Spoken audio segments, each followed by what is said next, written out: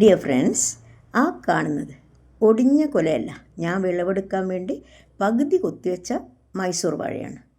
ഇനി ഒരു പോറൽ ഏൽക്കാതെ മെല്ലെ കൊത്തിയെടുക്കണം. ഈ വാഴയുടെ പ്രത്യേകത എന്ന് പറഞ്ഞാൽ നമ്മുടെ പറമ്പിലുള്ള ഒരേ ഒരു മൈസൂർ വാഴയും ഒരേ ഒരു വാഴക്കന്നാണ്. വാഴക്കുല കൊത്തിയെടുത്തതിന് ശേഷം വാഴക്കന്ന് സംരക്ഷിച്ച് നിർത്തേണ്ടതുണ്ട്. അതിന് കുല വെട്ടിമാറ്റിയതിന് ശേഷം തടയും തണ്ടും എല്ലാം മുറിച്ച് നീക്കം ചെയ്യണം. ഈ മൈസൂർ വാഴയുടെ പ്രത്യേകത എന്ന് പറഞ്ഞാൽ മറ്റു പൂവൻ വാഴയിനങ്ങൾക്ക്, അതായത് ഇതുപോലുള്ള പൂവൻ നിങ്ങൾക്ക് 4-5 കന്നുകളുണ്ടാവും. എന്നാൽ മൈസൂരെല്ലാം പാളയം കുടഞ്ഞ് 1-2 കന്നുകൾ മാത്രം. അങ്ങനെ തടയെല്ലാം നീക്കം ചെയ്തതിന് ശേഷമുള്ള നല്ല ആരോഗ്യമുള്ള കന്നാണ് ഇത്. 1.5 അടി ആഴത്തിൽ കുഴിയെടുത്ത് ഒരു കൊട്ട വെണ്ണീർ വിട്ട് അടുത്ത വളപ്രയോഗത്തിനായി ഒരുക്കിയിട്ടിരിക്കുന്നത്.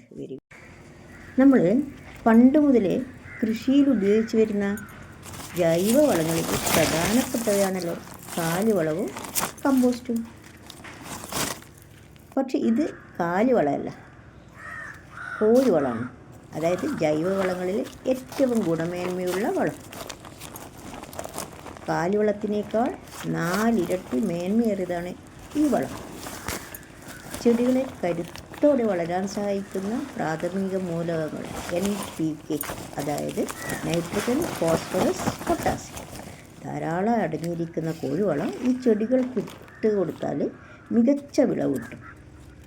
എന്നാൽ കോഴിവളം അമിതമായാൽ ചെടികൾക്കിത് ദോഷം ചെയ്യും. അതിനാൽ ഈ പഴകാത്ത കോഴിവളം കൃത്യമായ അളവിൽ ചെടികൾക്ക് നൽകിയിരിക്കണം. അതായത് കൃഷിസ്ഥലത്ത് ഈർപ്പം നിലനിർത്തി കോഴിവളം കൃത്യമായ അളവിൽ ചേർക്കണം.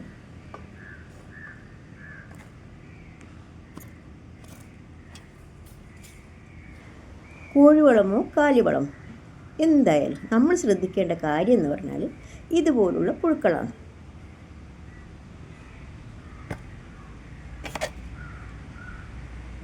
ചാണകപ്പുഴു, കുണ്ടളപ്പുഴു എന്നൊക്കെ പറയും. സാധാരണ വളക്കുഴികളിലാണ് കണ്ടുവരുന്നത്.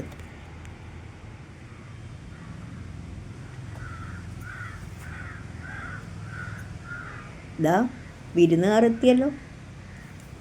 ഈ വളം വെറുതെ ഷീറ്റിൽ വിരിച്ചിട്ട് കൊടുത്താൽ മതി. കൂട്ടത്തോടെ കാക്കകൾ മാത്രമല്ല കൊക്കുകളും വന്ന് തിന്നുകയോ അല്ലെങ്കിൽ ചെല്ലിയെയും കൊത്തിയെടുത്ത് നമ്മുടെ പറമ്പിലോ അയൽവക്കത്തെ പറമ്പിലെ തെങ്ങിൻ്റെ മണ്ടയിലോ വാഴക്കൈകൾക്കിടയിലോ തിരികെ വെച്ചുകൊള്ളും.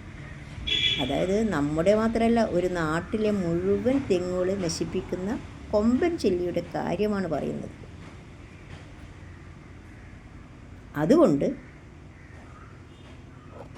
കാലിവളമായാലും കോഴിവളമായാലും കൈകാര്യം ചെയ്യുമ്പോൾ ശ്രദ്ധിക്കേണ്ട കാര്യം എന്ന് പറഞ്ഞാൽ ഈ മരുന്ന് തളിച്ച് നശിപ്പിക്കുന്നതിനേക്കാൾ ജൈവിക നിയന്ത്രണം എന്ന രീതിയിൽ ഞാൻ ഒരു മാർഗ്ഗമേ കാണുന്നുള്ളൂ.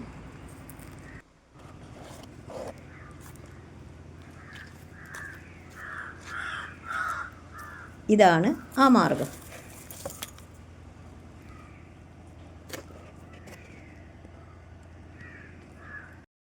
രണ്ട് ദിവസത്തേക്ക് അധികം വെയിലില്ലാത്ത സ്ഥലത്ത് വിരിച്ചിടാം.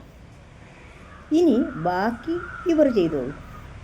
ചെറുപ്രാണികൾ, കീടങ്ങൾ, പുഴുക്കൾ എല്ലാം ഇനി ഇവർക്കുള്ളതാണ്.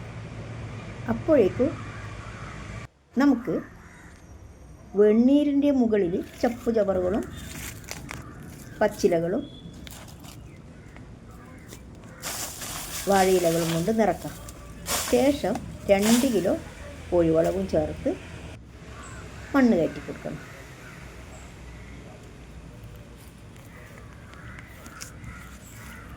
വാഴ കുലച്ചു തുടങ്ങുമ്പോൾ തന്നെ ഒരു വളപ്രയോഗവും നടത്താം.